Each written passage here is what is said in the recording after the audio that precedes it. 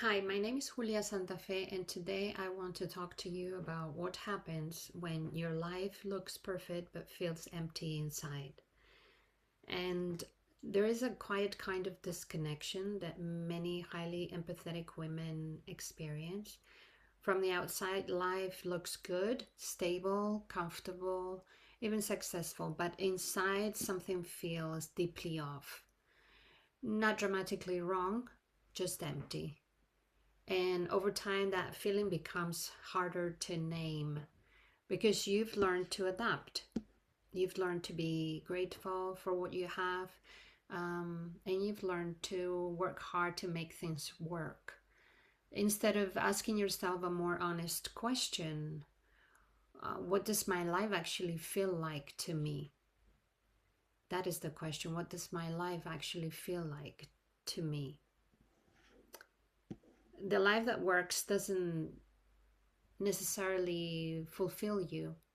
And even if you're not in crisis, you may be in something much quieter, a relationship that is fine but not alive, a life that is stable but not meaningful, and you care about things being meaningful, a rhythm that looks right but feels disconnected, and somewhere inside a voice whispers, "This is not it." And of course it isn't. You feel it already in your bones. But almost immediately that voice gets overridden. And you hear another voice: "I should be grateful. There's nothing really wrong. Other people have it worse." So you stay a little bit longer, another year, couple of years, 5 years, two more children. Just kidding. Um, but yeah, you have a tendency to stay longer. Um, and this is how you lose yourself slowly. When you stay in a life that doesn't feel aligned for long enough, something subtle happens. You lose connection with yourself. And not all at once, gradually, but you stop knowing what it is that you want. And not because you're incapable to figure that out, but because you've been adjusting yourself for so long that your truth no longer feels accessible. So life for you becomes maybe something that you manage, and you manage it quite well, but it still doesn't feel good for you. It's lacking meaning, and you feel the weight of self-judgment. Underneath that emptiness, there is self-judgment, a quiet voice or maybe a loud one that tells you, "I have no right to want more. I should be happy with this. Maybe I am the problem. I am too needy." And from that place, you become even more frozen. You don't move forward. You stay put. You stay still. Because self-judgment doesn't create clarity in your mind. It creates paralysis. So the real cost of staying is that you keep yourself small. This isn't just about your relationship or your life circumstances. It's about your connection to yourself. Because when you are disconnected from your truth, you cannot fully connect with others. You cannot feel deeply fulfilled. You cannot experience real intimacy, emotionally or spiritually. You may look like you're having a good life, but inside you feel alone. And I want you to know that that feeling of loneliness, of feeling disconnected, is there for a reason. It's trying to draw your attention to it. And that's why it can get more and more painful, because it has an important message for you to hear. So don't buffer on it. Don't Don't try to calm your discomfort with food or with social media or with alcohol or whatever it is. um, be brave to listen to it. What is it trying to say? At some point, everything becomes clear. There is a shift, a quiet but undeniable realization that if you don't change something, you will regret it. And not because your life is terrible, but because you didn't allow yourself to live it fully. And we always regret the things that we didn't dare doing. We always regret having stayed on the safer side of things. And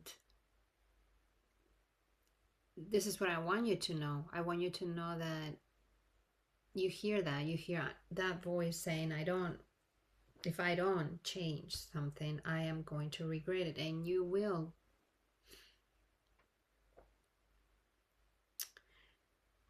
And this is where it begins. This is where the change begins. It's not about making a drastic decision overnight. That's not what I am encouraging you to do. It's about something much more grounded. It's about rebuilding your relationship with yourself in a way that feels undeniable, in a way that you know you have your back, in a way that you know you're there for yourself. And that starts with honesty. So you can ask yourself questions like, what am I feeling really? What have I been tolerating? Where have I been choosing safety over truth? What would I allow myself to want if I believed I deserved more? And what I want you to hear from me is that, of course, you deserve more. You deserve more of whatever it is that you feel you don't have enough of. Because as a highly empathetic person, I think you are already quite reasonable and quite generous with your affections. So if you are thinking that maybe you are not getting your fair share of something, I think you need to learn to feel more deserving of that, because you matter just as much as everyone else that you care about. So let's talk about a different kind of permission. You don't need your life to fall apart to choose something different. And you don't need a dramatic reason either. You don't need to justify your longings. You only need to acknowledge them, see them, take them as seriously as you will take the desires of your own child. You know, you will honor them, you will listen to them, and you need to do that with your inner child just as much. Because I want you to know that that quiet voice inside of you is not going to go away. And it is not really there to disrupt your life. It's there to guide you back to it. It's there to guide you back to meaning and fulfillment. And I'm not trying to say that whatever it is that you want is not going to come with some effort on your part, and some ups and downs and some challenges. And yes, that's part of the process. That's part of what life is about. And it is a great opportunity that you have to realize with all the honesty that you can possibly share with your own self, if you are actually using that opportunity.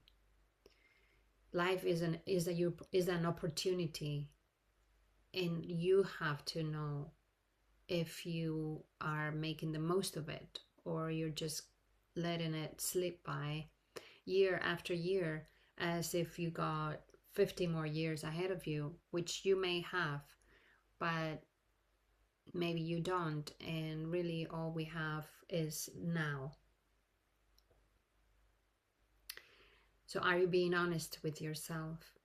Are you paying attention to that nudging feeling of being unfulfilled? Are you taking it seriously? Are you honoring it? And I promise you, it's there for a good reason, a very good reason, that's going to bring you back into alignment. It's going to bring you back into owning your life, the highs and the lows. Being human is not always staying happy, staying in the highs. We fluctuate. But when you're living a life that it feels yours, that is aligned with what you want, with what your soul wants, then you pick yourself up much faster. And even if it hurts, you know that you are in the right path, and there's no way you're ever going to regret that. So I want you to know that you're not selfish for wanting more. You're not ungrateful for questioning what no longer feels right. You are responding to something deeply intelligent within you. Something that knows your life is meant to feel like it belongs to you. So please listen to it and know that I am here to help you with that process. I'm here to advocate for yourself, but you have to know what it is that you are missing out on, what it is that you want. And then you need to take another step and try to get the support that you need in order to start changing whatever it is that got you off track. And that doesn't mean changing the relationship. Maybe it's just changing the way you show up in the relationship. So I would love to help you in that journey of becoming more honest with yourself and honoring the relationship that you have to have with yourself in order to have something to offer to the rest of your relationships.